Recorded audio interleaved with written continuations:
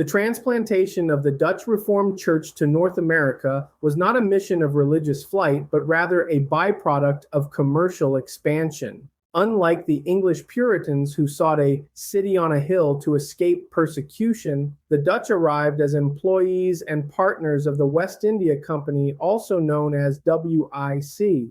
This commercial origin profoundly shaped the early character of the church, placing it in a complex web of corporate interests, colonial survival, and ethnic preservation. In the earliest years of the New Netherland colony, founded in 1624, the WIC did not initially prioritize the dispatching of ordained ministers.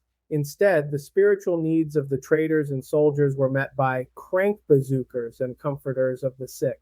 These were lay officers trained in the scriptures, but not authorized to administer the sacraments or preach original sermons. They functioned as spiritual first responders, reading from approved prayer books and maintaining a semblance of Dutch religious order in a wilderness setting. The arrival of the first ordained minister, Jonas Michaelius, in 1628 marked the formal organization of the first congregation in New Amsterdam, modern-day Manhattan. Michaelius's early letters reveal the immense difficulty of his task. He struggled with the uncouth nature of the settlers and the challenges of establishing a disciplined church in a society primarily motivated by the fur trade. His work established the precedent that the American church would remain a direct extension of the classis of Amsterdam, meaning every major decision, from the hiring of ministers to the resolution of local disputes, had to be sent across the Atlantic for approval.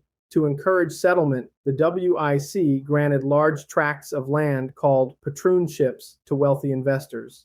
The most successful of these was Rensselaerswyck, near modern-day Albany. These estates were required by their charters to support a reformed minister, linking the survival of the church to the success of the manorial system. In these rural outposts, the church became the social glue for a scattered population. The dominee, the traditional title for a Dutch minister, was often the only highly educated individual in the region, serving not just as a spiritual leader, but as a mediator, scholar, and representative of Dutch culture. This reinforced a theocratic social structure where the church and the local administration worked hand in hand to maintain public morality and order. While the Reformed faith was the established religion of the colony, New Netherland was remarkably diverse from its inception. By the 1640s, 18 different languages were reportedly spoken in New Amsterdam. This diversity led to a significant tension between the church's desire for uniformity and the colony's need for trade-friendly tolerance. This conflict peaked under Director General Peter Stuyvesant, a staunch Reformed adherent. Stuyvesant attempted to suppress Lutherans, Quakers, and Jews, viewing religious diversity as a threat to civil stability. However, the WIC directors in Amsterdam, motivated by profit, eventually rebuked him, famously stating that the consciences of men ought to be free and unshackled. This directive forced the Dutch Reformed Church to accept a preferred but not exclusive status, a pivotal moment that prepared the denomination for its future role in a pluralistic America. The surrender of New Netherland to the English in 1664 presented an existential crisis for the Dutch Reformed Church. Suddenly, a state-supported church became a dissenting body under an English Anglican administration. The mechanisms of their survival during this period relied on careful legal maneuvering and a fierce commitment to their linguistic and theological heritage. The Dutch leaders were savvy negotiators. In the Articles of Capitulation, they secured the right to the liberty of their consciences in divine worship and church discipline. This legal protection allowed the Dutch churches to continue operating exactly as they had under the WIC, maintaining their ties to the classis of Amsterdam rather than being absorbed into the Church of England. The church responded to the English takeover by retreating into a linguistic fortress.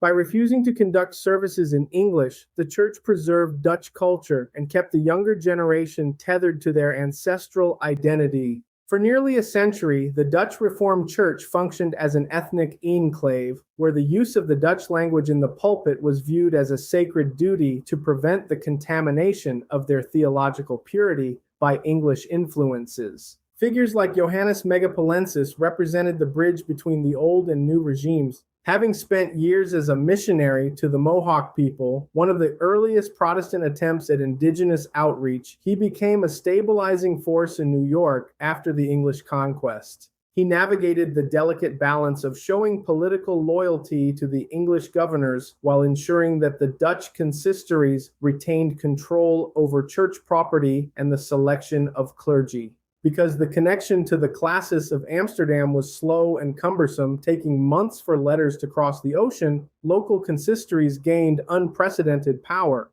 These bodies of lay elders and deacons became the true guardians of the tradition. They managed the church's finances, oversaw the moral conduct of the members, and protected the Dutchness of the community against the encroaching English culture. This shift toward strong lay leadership would eventually lead to internal conflicts over whether the American church should remain a colony of Amsterdam or become a sovereign American institution. By the early 18th century, the Dutch Reformed Church in America faced a period of spiritual stagnation. The linguistic fortress that had protected the community from English influence had also, in many ways, isolated it from the vibrant spiritual movement sweeping across the colonies. The result was a formalist church environment where orthodoxy was maintained through intellectual assent to the three forms of unity, but often lacked internal fervor. The catalyst for change was the arrival of Theodorus Jacobus Frelinghuysen in the Raritan Valley of New Jersey in 1720. Influenced by European pietism, Frelinghuysen challenged the dead orthodoxy of the Dutch frontier. He argued that participation in the sacraments, specifically the Lord's Supper, should be reserved only for those who could demonstrate a heartfelt conversion experience rather than just a clean moral record and doctrinal knowledge. This emphasis on experimental religion introduced a radical shift in how the Dutch did church life. Frelinghuysen's preaching was confrontational. He demanded a visible change in lifestyle and criticized the established Dutch elite for their perceived spiritual complacency. This approach ignited the first Great Awakening within the Dutch tradition, creating a movement that prioritized the new birth over traditional ecclesiastical decorum. The revival movement sparked a bitter and prolonged institutional conflict that nearly destroyed the denomination. The church split into two warring factions based on their views regarding church authority and the internal versus external nature of faith. The Coitus, the Progressive Party, comprised of supporters of the revival, this group advocated for greater American autonomy. They argued that the church could not wait for the classis of Amsterdam to approve every new minister. They sought the power to ordain their own clergy on American soil to meet the growing spiritual demands of the frontier. The Conferency, the traditionalist party, this faction remained fiercely loyal to the old world. They believed that any deviation from the oversight of the classis of Amsterdam would lead to theological chaos and a loss of their Dutch identity. They viewed the revivalists as dangerous enthusiasts who were undermining the systematic order established at the Synod of Dort. For decades, these two groups fought for control of church properties and the hearts of the congregants. In some towns, two separate Dutch Reformed churches were built, one for the Coitus and one for the Conferentie, splitting the ethnic community along ideological lines. This conflict was only resolved in 1771 through the mediation of John Henry Livingston, who negotiated a plan of union that allowed for an American-based governing body while maintaining a symbolic link to the Netherlands. The American Revolution acted as a final rite of passage for the Dutch Reformed Church, forcing it to decide whether its primary allegiance was to a European past or an American future. The war was not merely a political struggle for the Dutch, it was a civil war within the church itself. Most members of the Dutch Reformed Church, particularly those aligned with the Coitus faction, became staunch supporters of the patriot cause. Their support was not merely practical, but deeply theological. Drawing on the resistance theory developed during the Dutch revolt against Spain, they viewed the British king as a tyrant who had violated the covenantal relationship with his subjects. Dutch ministers such as Jacob Rotzen Hardenberg frequently used their pulpits to frame the American struggle as a continuation of the Protestant battle for liberty against arbitrary power. Because of this, Dutch churches were often targeted by British forces, sanctuaries were converted into stables, and ministers were forced to flee for their lives. The destruction of physical church buildings during the war served to further alienate the Dutch population from the British crown and solidified their commitment to the new republic. The Revolutionary era also brought the church into direct contact with the paradoxes of freedom. The Dutch in New York and New Jersey were among the largest slaveholders in the North. Within the church, enslaved Africans were often baptized and admitted to membership, but they were relegated to separate seating in the galleries and denied any role in the governance of the consistory. The framework of Dutch social order during this time relied on a strict interpretation of the orders of creation. While the church believed in the spiritual equality of souls, they maintained that the providential social hierarchy remained intact. It would take several more decades for the abolitionist movement to gain a foothold within the denomination, reflecting a tension between their theological focus on liberty from kings and their practical reliance on a hierarchical labor system. In 1792, following the success of the Revolution, the church finally formalized its independence. They adopted a new constitution that transformed the American classis into a fully sovereign denomination, eventually known as the Reformed Protestant Dutch Church. This move toward sovereignty included the establishment of Queen's College, later Rutgers University, and a dedicated theological seminary. By creating their own institutions for training ministers, the Dutch ensured that their specific brand of Calvinism would no longer be a colonial import, but an indigenous American tradition. The church had successfully navigated the transition from a commercial chaplaincy to a free church in a free land, preserving its doctrinal rigor while finally embracing its American context.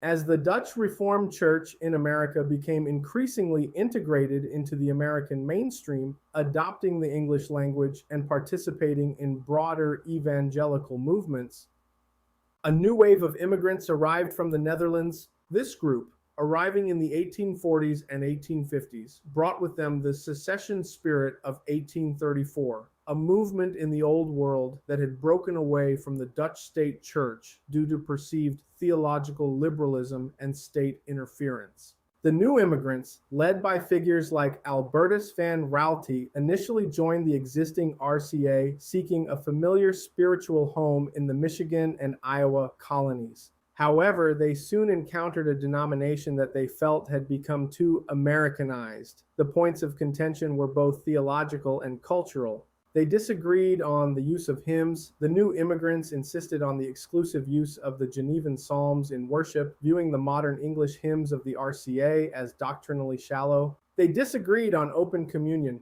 The newcomers were alarmed by the RCA's practice of allowing members of other denominations to partake in the Lord's Supper without a strict fencing of the table.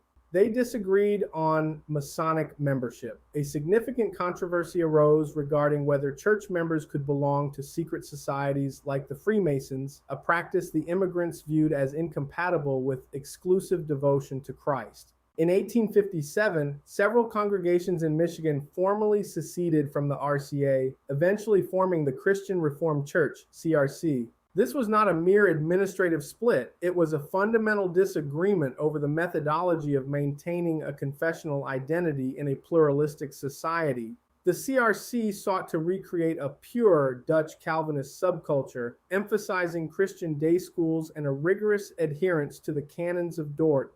This division created a duality in American Dutch Reformed life that persists to this day. One branch leaning toward ecumenical engagement and cultural adaptation, and the other prioritizing doctrinal preservation and the creation of a comprehensive Reformed worldview that separated the faithful from the world. Toward the end of the 19th century, the Dutch Reformed tradition in America underwent an intellectual transformation. This movement was influenced by the Neo-Calvinist movement in the Netherlands, led by theologian and statesman Abraham Kuyper. Kuyper's central contribution was the idea of sphere sovereignty. He argued that God is sovereign over every square inch of existence, but that he has delegated authority to different spheres of life, such as the family, the church, the state, the arts, and the sciences. No sphere should dominate the others. For the Dutch in America, this provided a framework for how to live as Christians in a secular republic without losing their distinctiveness. Instead of withdrawing from the world, they were encouraged to transform it. This led to the establishment of a vast network of Christian institutions that were not technically run by the church, but were operated by Reformed laypeople.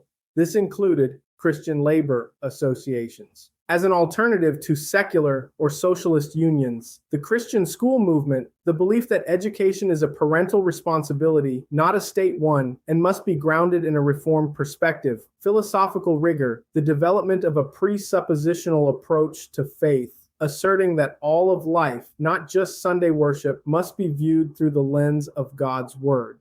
During this period, the denomination matured into a sophisticated institutional body. They established robust missionary boards that expanded the Dutch Reformed footprint to India, China, and the Middle East. They also formalized their educational pipeline with Western Theological Seminary and Hope College in Michigan and Calvin College and Seminary in Grand Rapids, becoming the intellectual engines of the tradition. These institutions ensured that even as the Dutch language finally faded from the pulpits in the early 1900s, the Dutch mind, characterized by a love for systematic logic, a high view of the covenant, and a belief in the Lordship of Christ over all of life, remained the defining characteristic of the community. The 20th century brought the Dutch Reformed Church into the center of the modernist fundamentalist controversies that shook American Protestantism. The church had to determine how to maintain its ancient confessions in an era of scientific Darwinism and higher biblical criticism. While many other denominations split during this era, the Dutch Reformed churches largely maintained their theological core, though not without internal strain. They navigated the process of modernization by emphasizing that their confessions, the three forms of unity, were not dead letters, but living witnesses that provided the necessary tools to critique modern culture. However, the late 20th century saw new debates emerge, particularly regarding the role of women in church office and the church's response to social justice issues. These debates led to further fragmentation, such as the formation of the United Reformed Churches, URC, in the 1990s by those who felt the CRC and RCA were drifting toward theological liberalism. Today, the Dutch Reformed Church in America is no longer defined by Dutch ethnicity. It has become a diverse movement that includes people of all backgrounds who are drawn to its intellectual depth and its emphasis on the sovereignty of God. The reason of its persistence lies in its unique ability to combine a high view of the mind with a deep concern for the ordered life. From the secret meetings in 16th century Flanders to the modern-day Worldview conferences in the American Midwest. The tradition has remained committed to the belief that the pure Word of God is the only sufficient foundation for both the individual's soul and the structure of society. As we reflect on the resilience of the Dutch reformers, consider the fortresses we build today to protect our own values. How do we balance the preservation of our heritage with the need to engage with an ever-changing world? We invite you to look at your own community's history and identify the moments where faith and culture collided to shape who you are today. The journey through the American religious landscape is only just beginning. Join us next week as we shift our focus to the arrival of German and Scandinavian traditions, exploring the arrival and evolution of Lutheranism in America. We will examine how these communities navigated the challenges of language, liturgy, and the rugged frontier to find their place in the New World. If you are passionate about the intersection of history and faith, make sure to subscribe to Theology Today. Hit the notification bell so you never miss an episode of our deep dives into the narratives that built our world. Join our growing community of learners as we unpack the why and the how behind the traditions we inherit. Subscribe now and keep the conversation going.